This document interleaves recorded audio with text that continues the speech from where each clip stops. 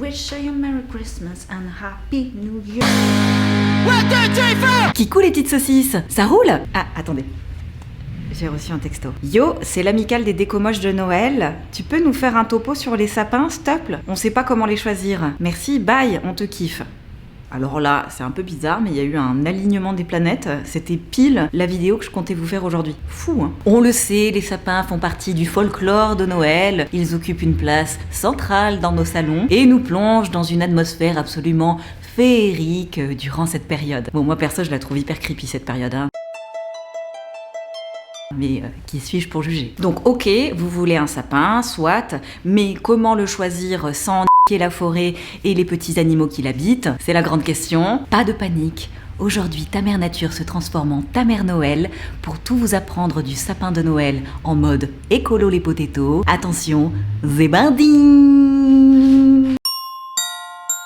Mais quand on y pense, ça vient d'où cette idée chelou de rentrer comme ça un arbre dans son salon et y foutre des décos moches dessus? Eh bien, figurez-vous qu'au temps jadis, quelque part entre 2000 et 1200 avant Jean-Christian, les Celtes associaient un arbre à chaque mois lunaire. En décembre, par exemple, c'était l'épicéa, symbole de l'enfantement. Et pour le rite païen du solstice d'hiver, on décorait un arbre de blé, de fruits et de fleurs. Et puis ensuite, le christianisme s'en est mêlé, la naissance de Jean-Christian, tout ça, le 25, tout le tintouin. Au XIIe siècle, du côté de chez nos copains les Alsaciens, on s'est mis à décorer le sapin de pommes, de petits gâteaux et autres confiseries. Moi j'aime bien l'idée qu'on puisse bouffer la déco. Bref, il y aurait plein d'autres choses à raconter sur l'histoire du sapin de Noël, mais je sais, on n'a pas le time, vous voulez un sapin de Noël cool, vous énervez pas, on y va, on continue.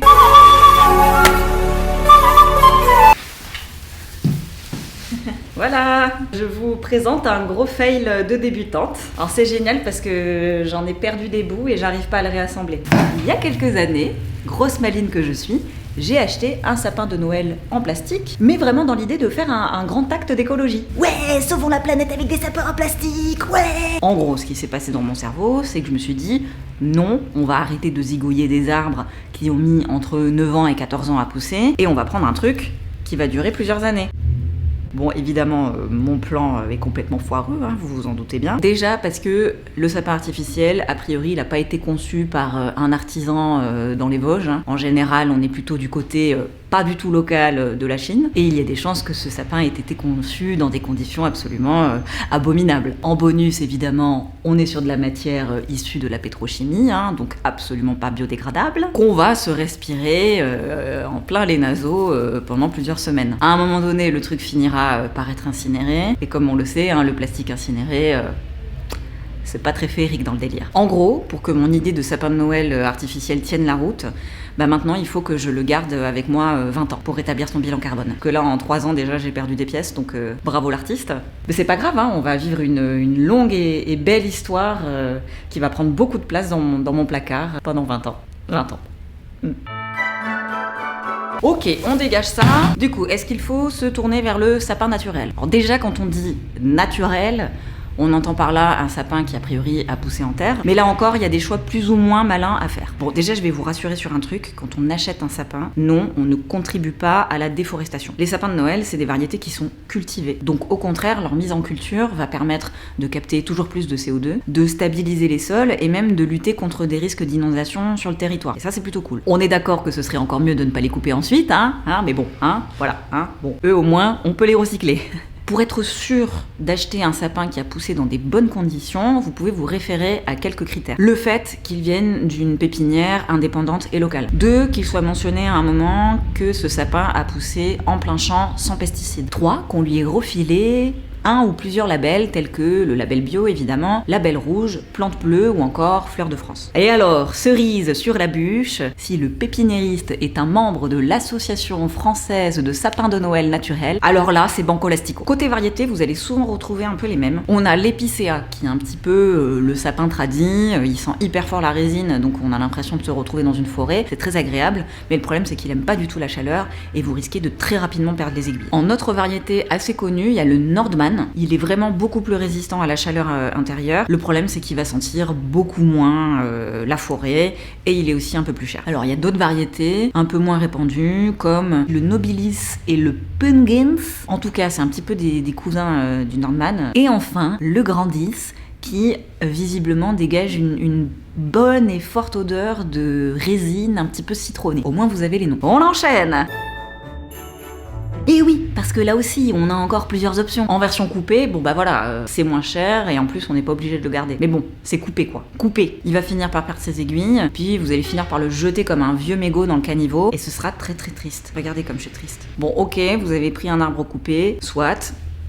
Personne ne vous juge. Je peux vous donner des petits tips pour le maintenir au mieux en intérieur. Déjà, c'est cool si vous l'avez acheté un petit peu au dernier moment, parce qu'il sera encore tout frais et il va moins se dessécher, et donc perdre ses aiguilles. Ensuite, dans la même idée, on va éviter de le placer à côté d'une forte source de chaleur, telle qu'une cheminée ou un radiateur. On pourrait même placer son tronc dans un seau rempli de sable qu'on va venir arroser une fois par semaine pour le maintenir comme ça dans l'humidité, un petit peu comme une grosse bouture, quoi. Bien qu'il ne repartira jamais, hein. Faut faire le deuil. Il est coupé, c'est fini. On pourrait même le brumiser un petit peu, mais bon bah ça c'est dans l'idée que vous n'utilisez pas de guirlande électrique. Faudra pas venir me voir pour des problèmes d'électrocution, hein, ok ?